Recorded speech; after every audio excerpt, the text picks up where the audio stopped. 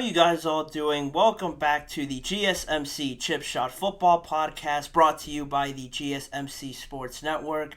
I'm your host, Manny Maradiegue, live today on May the 28th with another round of stories to get into on today's episode around the NFL. We're going to be talking some more wide receiver rankings, or actually the first installment of the wide receiver rankings of the GSMC Chip Shot Football Podcast, so we're going to dive into that. Then DeAndre Hopkins said this could potentially be the best wide receiver group he could have ever had in his career. So we're going to analyze that and go through some of the wide receivers he's played with and if I agree with it or not. Plus a piece of news that was announced just about an hour ago. Nico Collins and the Houston Texans agreed to a contract extension. I'll bring you guys all the details to that and what it does mean for the rest of the NFL and for the Texans as well. So stick around and find out more on those topics. Please remember to like, follow, and subscribe to the GSMC Chip Shot Football Podcast. And before I start,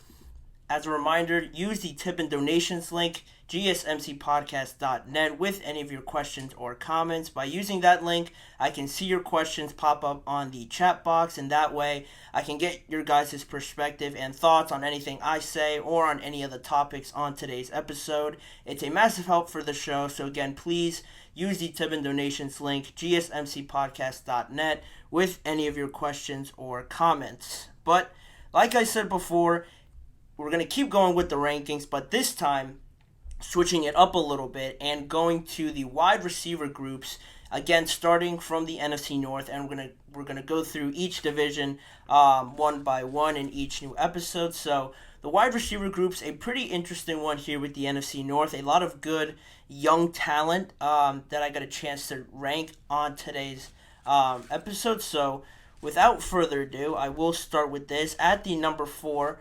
Or actually, as a preface, the criteria I sort of based this on for this group of positions in the wide receivers, I based it off on reputation, the sort of background and statistics that some of these receivers have, the versatility, what each of them brings to the collective group of their wide receiver position, and also how many good wide receivers does each of these teams have, all went into my criteria on how I base these rankings. So now I can start and have at the number 4 spot the Detroit Lions.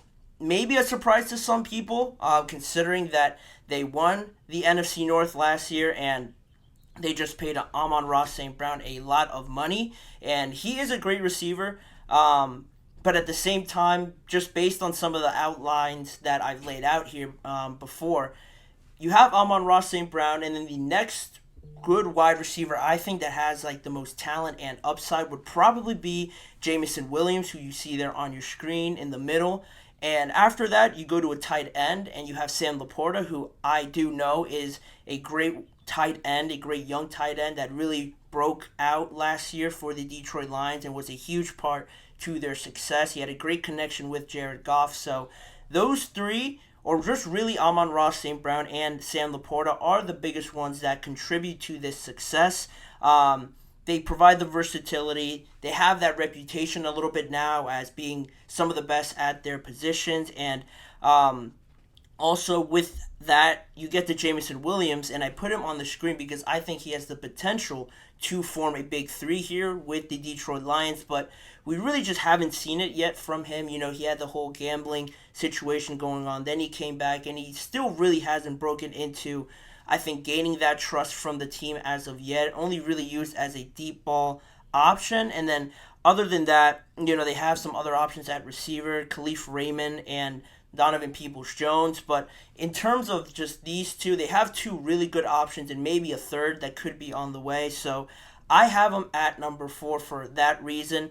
And also just the biggest factor in all this is I think that they're more of a run-based team. I think a lot of their success is based off getting that run game going. So based off of that and then having two very good options, I think that's more of their MO and more of their style. They're not really looking to throw it 30, 40 times a game because they just simply don't have the amount of options that they do with having Amon-Ra and Sam Laporta as your main two. I think establishing the run game with Jahmyr Gibbs and David Montgomery serves them better, and they have a great O-line. So that all plays into it, and that's why I have them to start my list at number 4, which means now at number 3, we have the Minnesota Vikings, and also very similar situation with the Detroit Lions. Justin Jefferson, one of the best, if not the best receiver in the entire NFL. TJ Hockenson, as well as Sam Laporta, very good tight end, but he has more of that reputation, more of a consistent resume to put out there and show why he's probably top 3, top 4 tight end in the NFL. And then you have Jordan Addison, who, similar to Jameson Williams, a very young player to complete this big 3, but unlike Jameson Williams, he's put out a pretty impressive debut season.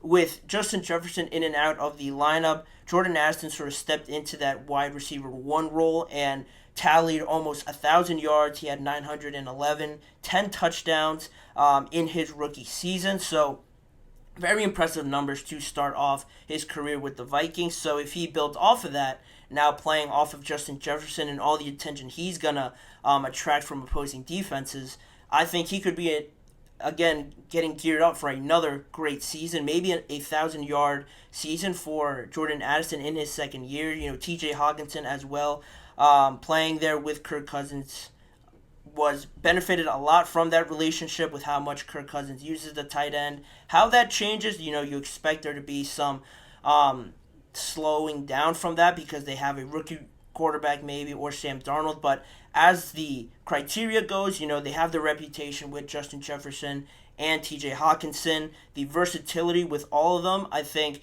each one of them brings a different aspect to this whole group collective that the Vikings have going for them as well. Then also the amount that they have, that about the same number that the Vikings have, but if you're comparing both of them, I think you would probably take Justin Jefferson over Amon-Ra St. Brown. You'd probably take Jordan Addison over Jameson Williams, and you might take TJ Hockenson over Sam Laporta. So just based off of that and how much, those compared to each other, I think that's why I have them just ahead of the Lions in my rankings. But moving on with the rest of the list, at number 2, the Green Bay Packers. Another surprise in this list, but I have some reasons for it. I do have some reasons to back it up. Very young team in the amount of wide receivers they have, but that's really where I'm going with all of this. I have 3 on the screen: Christian Watson, Jayden Reed, and Romeo Doubs, who I guess are the most well-known, but one guy that a lot of people might not know of would be Dontavion Wicks, who was a rookie last year, and each of these receivers brings a very different aspect to the wide receiver group here. Christian Watson, more of a big body guy. Jayden Reed is used on special teams and brings a lot of speed. Romeo Doubs is a great route runner. You can use him in the slot or outside. And then Dontavion Wicks as well, another lanky guy, can extend the field, go vertical on opposing defenses. So each one of these guys brings a little bit something different to the table, and it's hard to establish a reputation because they are so young, but that's really the only lacking factor in this, because they have more reliable options than any of the 2 that I mentioned before, just based on last year. And each one of these receivers contributed no less than 581 yards.